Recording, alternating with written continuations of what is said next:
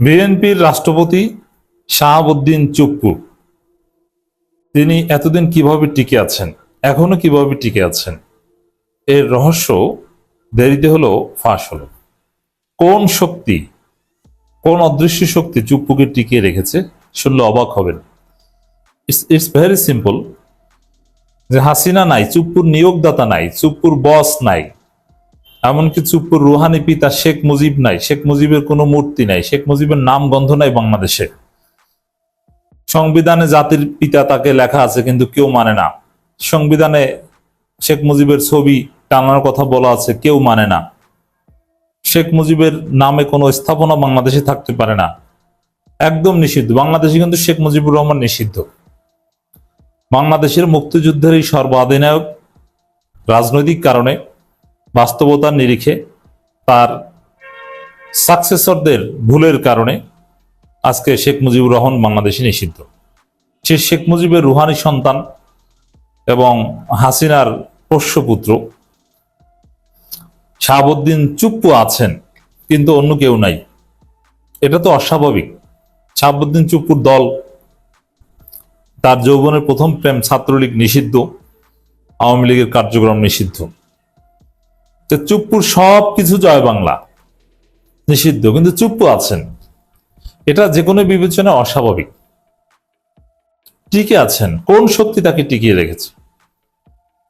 এখন অনেক না, এই নেপথ্যের শক্তি আমি আসছি। এবং এই যে চুপ্পুকে নিয়ে যে আলোচনা বর্তমানে, সংসদে মিটিমিটি হাসি ডেইলি স্টারের শিরোনাম। মানে চুপ্পুকে নিয়ে সংসদে মিটিমিটি হাসাহাসি হয়, মজার দৃশ্য। কিন্তু চুপ্পু আছেন, যেভাবে করে মিটিমিটি হাসি হলেও চুপ্পু আছেন। এবং জামাত এনসিপি চিৎকার করে প্লাকার্ড দেখিয়ে ওয়াকআউট করে চুপ্পুর ভাষণের সময় তাকে অপমান করা হয়, চুপ্পু আবার একটু মুখ ভেঙচিও দেন। কি রহস্য তার এই টিকে থাকার? এবং তারেক রহমান, মির্জা ফখরুল তার বক্তব্যে ইমপ্রেসড হয়ে টেবিল চাপড়াবেন, এই রহস্যটা কি? আমার দেশের শিরোনাম চমৎকার, সংসদে হাসিনা সরকারকে তুলোধনা করলেন রাষ্ট্রপতি। এইটারও বড় রহস্য কি? How is it possible? আমরা এর নানান দিক, ইম্প্যাক্ট নিয়ে, বিএনপির নির্লজ্জতা নিয়ে আলোচনা করি, বাট এর পেছনে আছে এক মহা শক্তিশালী অভেদ্য এক গ্রুপ, যারা পুরো বাংলাদেশকে চুষে খাচ্ছে। আপনি শুনলে অবাক হবেন কারা। আমি সেই শক্তির নাম বলার আগে আরেকটু বলি। যখন হাসিনা পালালো, তখন চুপ্পুর বঙ্গভবন দখল করা কোনো ব্যাপার ছিল না। গণভবন দখল করেছে, একই সাথে ছাত্র জনতা চাইলেই বঙ্গভবন দখল করতে পারত। এবং চুপ্পু হয়তোবা দখল টের পেয়ে তাকেও হেলিকপ্টার করে ওখান থেকে উড়িয়ে নিয়ে যেত। সেনাবাহিনী বা কেউ বঙ্গভবন ঠেকাতে যেত না।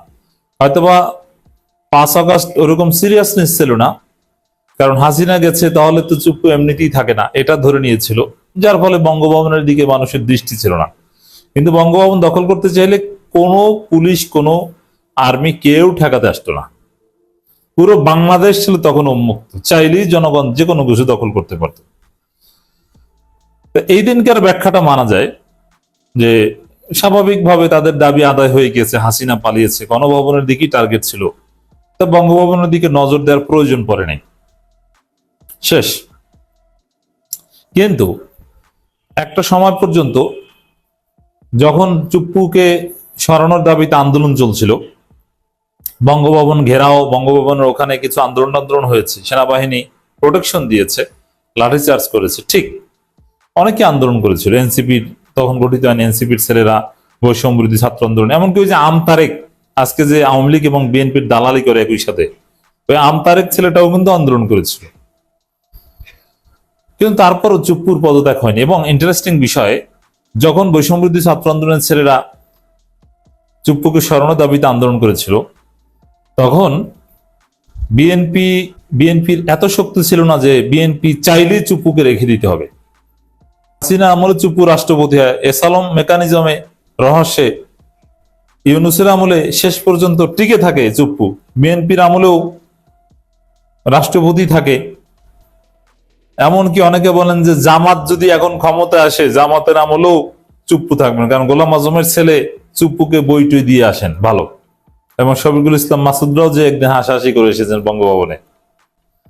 আর তখনকার সময় চুপ্পুকে সরালে বিএনপির এত শক্তি ছিল না যে বিএনপি কোনো ঝামেলা করবে। তখনকার সময় ইউনূস সরকার চাইলেই চুপ্পুকে সরিয়ে দিতে পারত বিএনপিকে ওভারলুক করে। তো এই দুইটা প্রশ্ন ইন্টারেস্টিং, যে ইউনূস সরকার উদ্যোগ নিয়েও কেন তারা চুপ্পুকে সরালো না। ওখানে বিএনপি তেমন কোনো ফ্যাক্টর ছিল না, বিএনপিকে আমি দায় দিব না।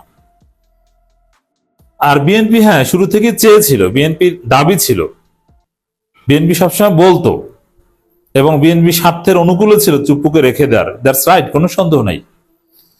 কিন্তু বিএনপির কথা অস্বীকার করে, অগ্রাহ্য করে যদি চুপ্পুকে সরাতো, এমন না যে দেশে কোনো অঘটন ঘটাতো বিএনপি, বা বিএনপি এটা নিয়ে সিরিয়াস কোনো আপত্তি করে একদম মন খারাপ করে বসে থাকতো, এরকম কিছু না। জাস্ট বিএনপির কথা মানা হয়নি।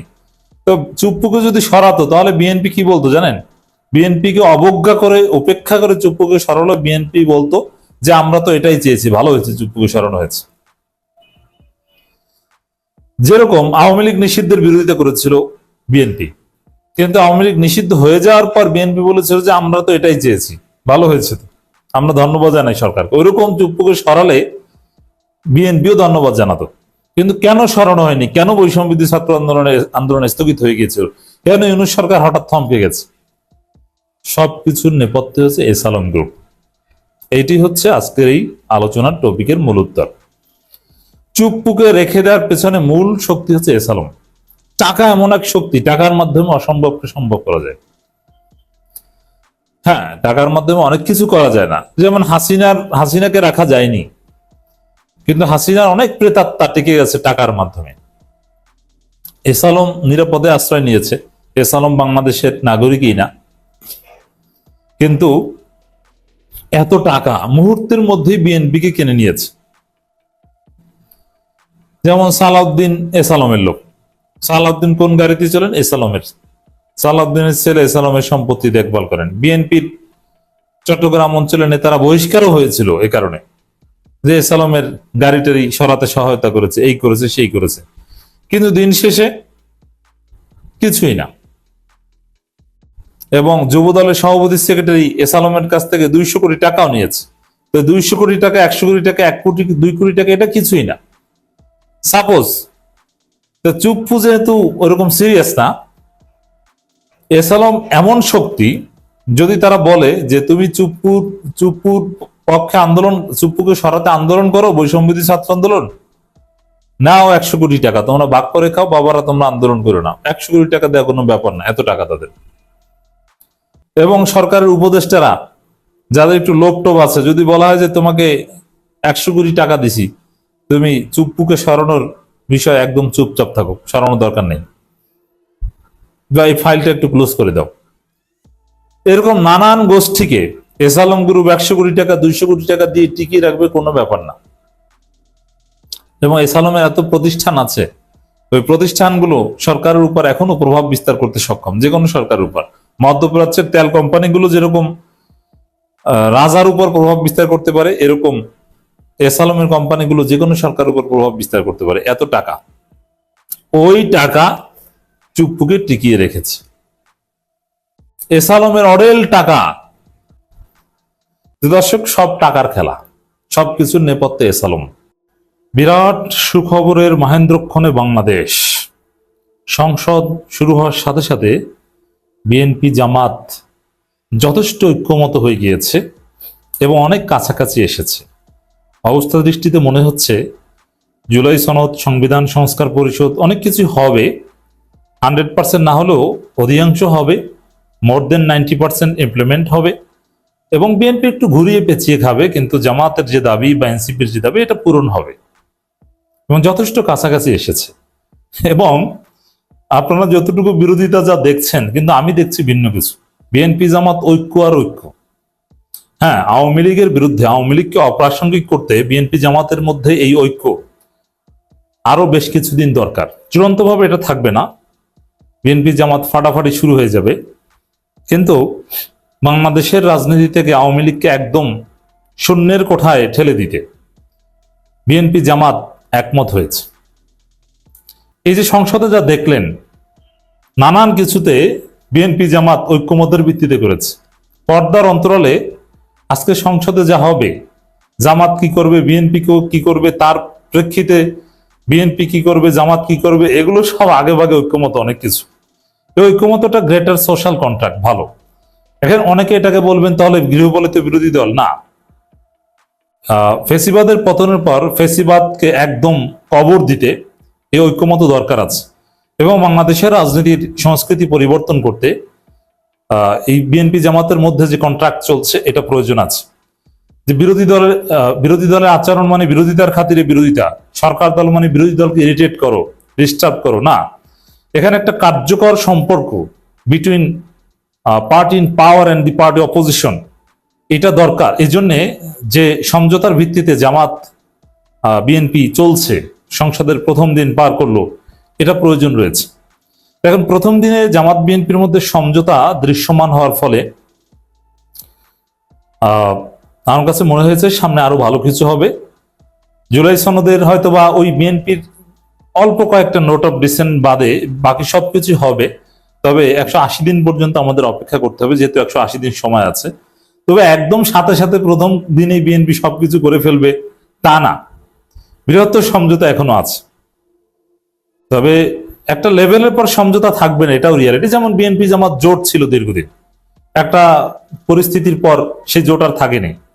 এখন আওয়ামী লীগ যখন বাংলাদেশের রাজনীতিতে আর ফিরে আসার কোনো সম্ভাবনা থাকবে না, আওয়ামী লীগের রাজনীতি যখন, আওয়ামী লীগের এস্টাবলিশমেন্ট যখন একদম অকার্যকর হয়ে যাবে, বাংলাদেশের রাষ্ট্র ব্যবস্থা থেকে আওয়ামী লীগ একদম শূন্যের কোঠায় চলে যাবে, যেটা অলরেডি গিয়েছে। যেমন সংসদ শুরু হলো, আওয়ামী লীগ শব্দটা একবার উচ্চারণ হলো না, শেখ মুজিব শব্দটা একবার উচ্চারিত হয়েছে, তাও মরহুম শেখ মুজিবুর রহমান। শেখ মুজিবের ছবি নাই, স্বাধীনতার ঘোষক জিয়াউর রহমান, এবং শেখ মুজিবের পক্ষে কথা বলার মতো একটা পার্সন নাই। মানে এরকম পরিস্থিতি তো আসেনি। তো এইভাবে, এবং 7 মার্চ নাই, 15ই আগস্ট নাই, কিচ্ছু নাই। আওয়ামী লীগ মুক্ত বাংলাদেশ, মুক্তিযুদ্ধের ইতিহাসে ওইভাবে আওয়ামী লীগ নাই, এরকম একটা পরিস্থিতি তৈরি হয়েছে। তো যখন দেখা যাবে যে না, আওয়ামী লীগ একদম আউট হয়ে গেছে, তারপরে হয়তোবা আপনারা দেখবেন যে বিএনপি জামাত আবার একে অপরের সাথে কিছুটা সংঘাতে লিপ্ত হয়েছে। হ্যাঁ, এটা অনিবার্য হোক, কিন্তু যতটুকু ঐক্যমতের ভিত্তিতে তারা চলছে, এটা এটা ডেফিনেটলি বিরাট সুখবর, এবং আমাদেরকে হাজারবার শুকরিয়া করতে হয় যে না, বাংলাদেশটা নতুন বাংলাদেশ হচ্ছে, বাংলাদেশের রাজনৈতিক কালচার পরিবর্তন হচ্ছে, বিরোধিতার খাতিরে বিরোধিতা বন্ধ হচ্ছে। আমি বলছি না যে সবকিছু up to the mark, standard সবকিছু ঠিক হয়ে যাচ্ছে, না, সময় লাগবে। কিন্তু অতীতের যে কোনো সময়ের চাইতে একটা সুন্দর বাংলাদেশ, সুন্দর সংসদ আপনারা দেখছেন। এবার আপনাদেরকে বুঝাবো যে বিএনপি জামাত একে অপরের উপর খুশি। এই যে সংসদে যেটা হলো, বিএনপি জামাতের উপর খুশি, জামাত বিএনপির উপর খুশি, সবাই খুশি। খুশি না শুধু আওয়ামী লীগ। এই যে বিএনপি জামাত একসাথে খুশি করতে পারলে আওয়ামী লীগ শাহবাগীরা একদম অখুশি হয়, এটাই নতুন বাংলাদেশ, সেটা হয়েছে। দেখেন, সরকার দলীয় চিফ হুইপ তিনি জামাত ইসলামের শহীদ নেতাদের নাম স্মরণ করছেন, যে মাওলানা মতিউর রহমান নিজামী, আল্লামা দেলোয়ার হোসেন সাইদি, আলী হাসান মুজাহিদ, এবং পাশ থেকে আইনমন্ত্রী নামগুলো স্মরণ করিয়ে দিচ্ছেন, এবং তাদের নামের জন্য শোক প্রস্তাব উত্থাপন করার জন্য প্রস্তাব করছেন সরকার দলীয় চিফ হুইপ। এবং এই যে দৃশ্যটা, এটা দ্বারা কি বোঝা যায়? যে একে অপরের প্রতি প্লেসড,